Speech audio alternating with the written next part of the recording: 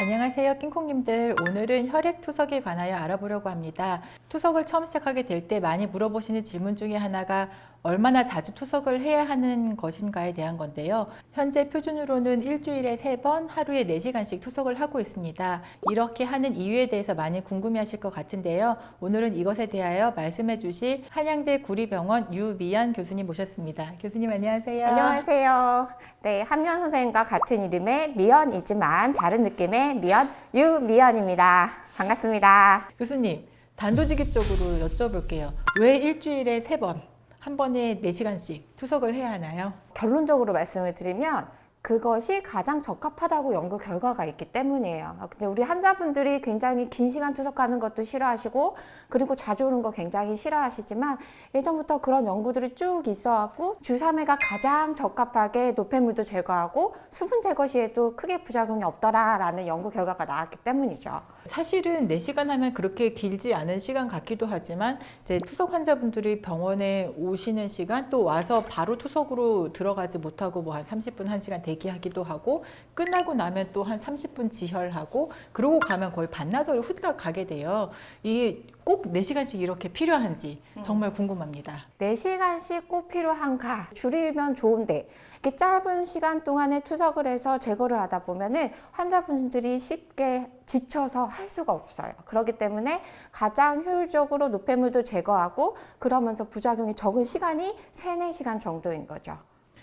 이를테면은 되게 이제 투석할 때 그동안 쌓였던 노폐물도 제거를 하게 되고 또 저희 투석 환자분들 소변량이 좀 적어서 여러 가지 수분도 많이 쌓이게 되고 그걸 제거하다 보면 한 0.5에서 1리터 정도 수분을 제거하게 되는데 만약 요거를 2시간에 짧게 한다 보면은 이제 시간당 너무 많은 수분을 제거를 해야 되는 상황인 거죠. 그렇게 되다 보면 뭐 다리에 경련이 일어난다던가 뭐 혈압이 떨어진다 이런 부작용들이 또 많이 있는 걸로 알려져 있습니다.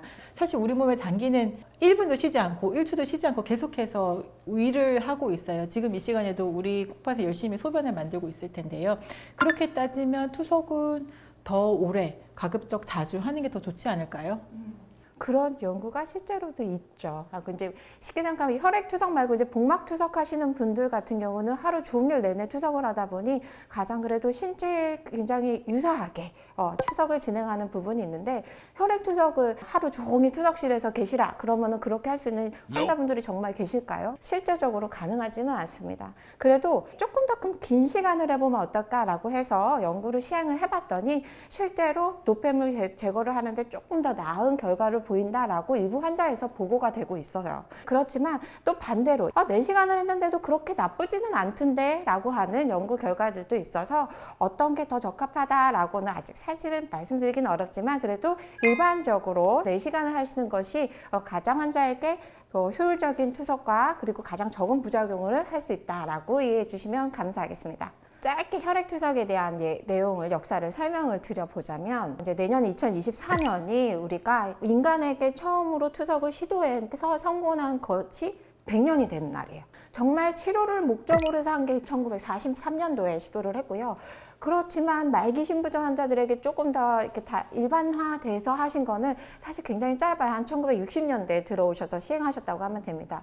이 당시에는 물자가 굉장히 부족해서 이 말기 콩팥병이 있다고 다 투석을 하지도 못했고 제가 듣기로는 투석할 사람들을 일부 이렇게 선정해서 하는 위원회가 또 따로 있어서 선택받은 사람들만 투석을 할 수 있었다는 안타까운 이야기도 들은 적이 있었어요.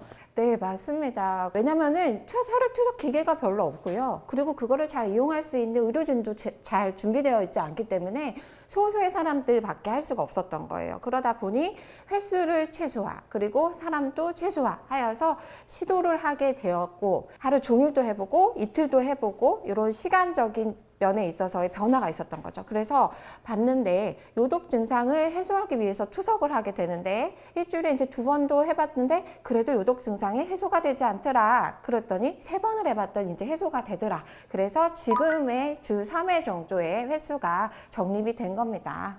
투석 시간만 생각하면 일주일 3일 4시간 투석하는 거나 그러면 이제 12시간인 하루 일주일에 12시간인데요. 그러면 2시간씩 뭐 일주일에 6번 투석을 하거나 사실 같은 거 아닌가요? 실제로 이런 연구가 있었어요. 2010년도에 있었고 그 당시에 이제 주 3회에서 4회 정도 하시는 것과 그리고 주 6회 정도 하셔갖고 시행하시는 것을 했을 때 6회 오시는 거는 물론 좀 짧게 한 2시간 정도 그리고 주 3회 오시는 거는 3, 4시간 정도에서 했더니 정말로 자주 와서 해서 투석을 받았더니 정말로 사망이나 심비대 측면에 있어서 조금 더 좋은 효과를 보여준 연구가 있습니다. 아마도 좀 생체랑 더 비슷하죠. 그러지 않을까라는 생각을 하고 있습니다. 그런데 이게 우리나라 같은 경우에 보험 규정이 또 있어서 이게 일주일에 3번 이상 투석을 하는 경우가 쉽지 않다고 들었거든요. 네, 맞아요. 특수한 경우에는 이제 자주는 받아요. 그러니까 임신했을 경우는 우리 태아에게 쾌적한 환경을 만들어줘야 되니까 가급적 5회 이상을 좀 받기를 권유를 하기는 하지만 지금 현재로서는 이제 주 3회 초과하게 되면 보험적인 문제가 좀 발생을 하기도 합니다. 간혹 투석실에서 보다 보면 일주일에 2번 투석하시는 환자분들도 있어요. 이 환자분들 입장에서는 병원에도 좀 덜 오시게 돼서 괜찮을 것 같은데요. 일주일 2번 하면 안 되나요? 어떤 경우에 2번이나 하는지를 잘 보셔야 될 것 같아요. 결국에 내가 남아있는 자녀 신기능이 얼마만큼 보존되어 있느냐에 따라서 이러하게 2회, 3회 투석이 갈리신다고 보면 돼요. 예를 들면 자녀 신기능이 조금 더 남으셔갖고 소변량이 그래도 한 5, 600 정도 나오시고 그리고 체중 증가도 적고 그리고 전해질 조절도 잘 되고 이렇다고 하면 2회 할 수는 있죠. 그렇지만 이게 결국에는 신장 기능은 계속 나빠질 거거든요. 우리가 나이 들면 노화되듯이 신장도 나빠질 건데 결국은 주 3회를 하시게 돼요. 그래서 주 2회 투석은 아주 특수하신 경우에만 가능하실 수는 있겠지만 일반적으로는 주 3회를 투석하시는 것이 맞겠다라고 이해하시면 되겠어요. 중요한 개념 하나 말씀을 해주셨어요. 자녀 신기능이라고 하는 건데요. 그러니까 쉽게 생각하시면 내가 보는 소변 양 정도로 생각을 하시면 될 것 같아요. 그래서 내가 아직도 소변을 많이 볼 수 있고 투석과 투석간 사이에 체중 증가가 별로 없고 내 몸으로 어느 정도 요독이 좀 걸러지면 이제 투석 횟수를 조금 줄여서 하는 게 가능하지만 그렇지 않다 하면은 이제 주 3회가 표준이라고 알아도 되겠죠? 네. 예. 요즘에 인터넷이 발달하니까 환자분들이 투석실 선택할 때 해당 병원 인터넷 사이트 가서 이제 소개글을 많이 보는데요. 고유량 혈액 투석 또는 뭐 테라노바를 쓴다. 또는 온라인 혈액투석 여가법을 한다. 이런 식으로 투석실을 홍보하는 경우들이 있는데요. 굉장히 생소하거든요. 이게 무엇인지 말씀해 주세요. 우리가 이제 투석을 한다는 거는 잘 제거하는 거라고 생각을 하시면 될 거예요. 얼마만큼 투석이 잘 효율적으로 이루어지느냐의 중요한 부분 중에 하나가 바로 투석막이에요. 그 투석막에 그런 여과시켜주는 우리가 걸러주는 것에 따라서 조금 더 큰 분자를 걸러주는 것이 고유량으로 보시면 돼요. 그러다 보니까 이제 대부분의 센터나 투석실에서는 요 고유량 투석법이 이제 이루어지고는 있죠.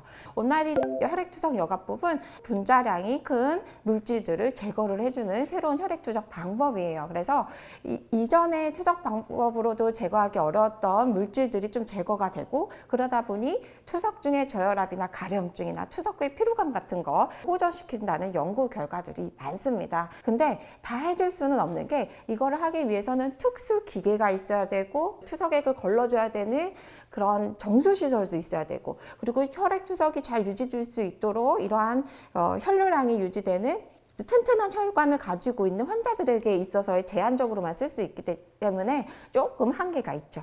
테라노바 같은 경우는 이제 그런 투석막을 개발돼서 쓰이는 거고 아까 온라인 혈액투석 여가법에 사용되는 새로운 투석 장비나 아니면 정수시설이 없어도 이 필터를 갈아줌에 따라서 이렇게 큰 분자량이 큰 물질을 제거할 수 있게 만들어준 건데 근데 아직은 지금 생존율이나 이런 측면에 있어서는 연구 중이긴 합니다.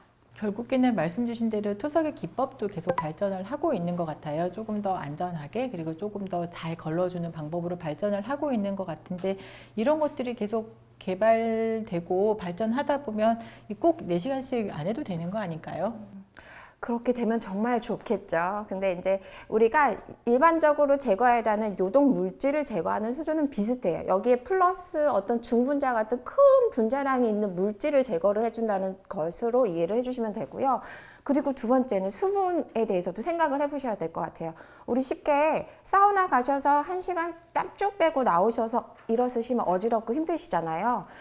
보통 그게 한 뭐 500에서 1kg가 빠지는데 우리가 투석을 할 때 2kg, 3kg, 많으시면 4kg까지 빼시거든요. 그거를 한두 시간 안에 쑥 빼신다고 생각해 보세요. 굉장히 힘들어요. 그래서 아마 이 시간을 줄이기는 조금 어렵지 않을까라는 생각을 합니다.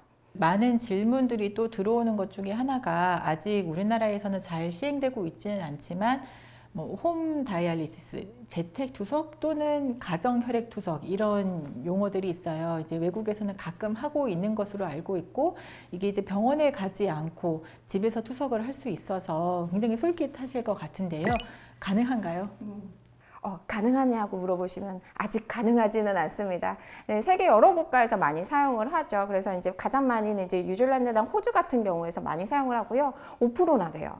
꽤 많은 환자분들이 하고 계시고, 근데 그게 2013년도 자료고, 2020년대 미국 자료에 의하면 미국에서도 2% 정도는 이러한 재택 투석을 받고 있는 걸로 알고 있어요.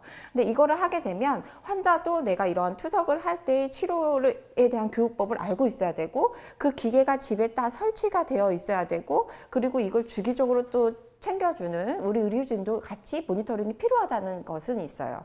굉장히 좋긴 하지만 아직까지는 현실적으로는 조금 어렵습니다. 외국은 되는데 우리나라는 왜 안 그죠. 될까요? 아직까지는 제도적으로 이게 불가능하고요. 보험 문제도 있고, 그래도 재택투석 연구회 같은 우리 학회 측면에서 환자분들께 재택투석 가능성이나 아니면 찾아가는 투석 같은 그런 방법들에 대해서 열심히 마련하기 위해서 활동을 하고 있으니까 조금 관심 갖고 기다려주시면 감사하겠습니다. 오늘 내용이 유익하고 즐거우셨다면 구독, 좋아요, 알림 설정. 구독은 사랑입니다.